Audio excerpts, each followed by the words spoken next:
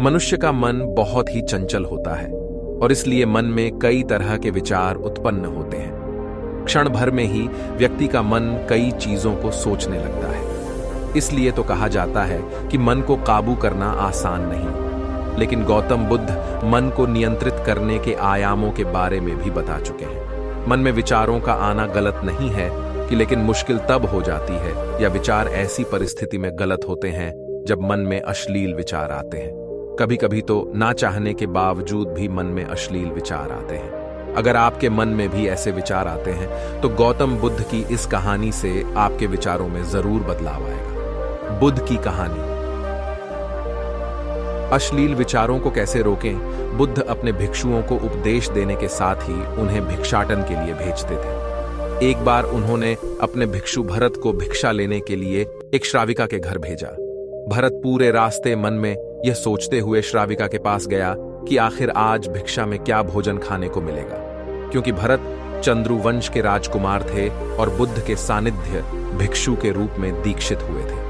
हमेशा भरत को महल में खाने के लिए स्वादिष्ट पकवान मिलते थे, लेकिन आज भिक्षा के रूप में उसे जो भी मिलेगा संतुष्ट होना पड़ेगा। श्राविका के घर पहुंचकर भरत ने भिक्षा मांगी। श्राविका ने भरत को बैठने के लिए कहा और भोजन लाने के लिए घर के भीतर चली गई। इधर भरत फिर से अपने प्रिय भोजन के बारे में सोचने लगे और जैसे ही श्राविका भोजन लेकर आई तो भरत अचंभित रह गए।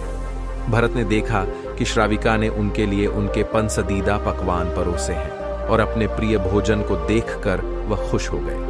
भोजन ग्रहण करते हुए भी भरत सोच रहे थे कि महल में तो उन्हें भोजन के बाद विश्राम करने की आदत है, लेकिन आज उन्हें भोजन के बाद वापस तेज धूप में चलकर आश्रम जाना होगा। लेकिन भोजन के बाद श्राविका ने भरत को कुछ समय के लिए विश्राम करने का आग्रह किया। भरत फिर से खुश हुए कि आखिर आज उनके मन की सारी इच्छाएं कैसी पूरी हो रही हैं। इसके बाद भरत कुछ देर विश्राम करने लगे, लेकिन विश्राम करते हुए भी लेटे लेटे वह सोचने लगे कि आज तो मुझे भोजन के बाद विश्राम करने को मिल गया, लेकिन ऐसा रोज रोज नहीं होगा। जब भरत विश्राम के बाद उठे तो श्राविका ने कहा कि आप जब तक चाहे यहां ठहर सकते हैं। भरत अब समझ गए कि ये कोई संयोग नहीं हो सकता। उन्होंने श्राविका से कहा कि मुझे क्षमा कीजिए, क्या आप मेरा मन पढ़ सकती हैं? श्राविका ने हाँ में उत्तर दिया और कहा कि हाँ, मैं मन पढ़ सकती हूँ। शुरू में यह कठिन था, लेकिन फिर मैंने स्वयं के मन विचारों को देखना शुरू किया। पहले मेरे विचारों की संख्या अनगिनत हुआ करती थी। इसके बाद मैंने विचारों पर ध्यान केंद्रित किया, बिना पक्ष विपक्ष के अपने विचारों को देखने लगी।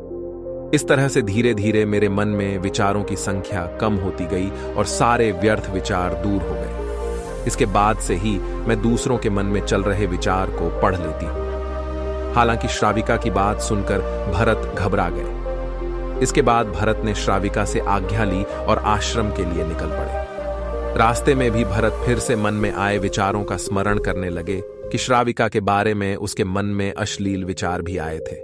श्राविका ने उसे भी जान लिया होगा, वह मेरे बारे में क्या सोचती होगी। भरत खुद को लज्जित महसूस कर रहे थे। भरत ने आश्रम पहुंचकर गौतम बुद्ध से कहा कि अब मैं कभी भिक्षाटन के लिए नहीं जाऊंगा। बुद्ध ने भरत को पास बुलाया और कहा कि क्या हुआ है, तुम मुझे सारी व्यथा बताओ। भरत ने सारी बातें बुद्ध को बताई। इसके बाद बुद्ध ने कहा कि अगले एक हफ्ते तक तुम भिक्षाटन के लिए उसी श्राविका के घर पर जाओगे, लेकिन तुम्हें इस बात का ध्यान रखना होगा कि कल भिक्षाटन के लिए जाते हुए तुम अपने चित्त को पूरे होश में रखना।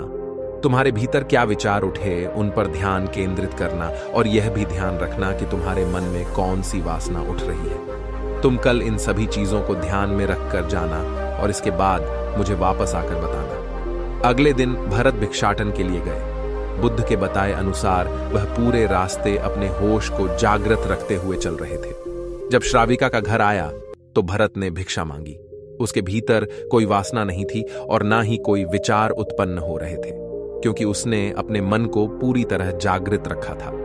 भरत ने भिक्षा ली और आश्रम चला गया। भरत ने बुद्ध को प्रणाम किया और कहा कि आज उसे जिस आनंद की अनुभूति हुई वह पहले कभी नहीं हुई। मित्रों, आपको वीडियो कैसी लगी? आप अपने बहुमूल्य विचार कमेंट के माध्यम से हमें जरूर बताएं।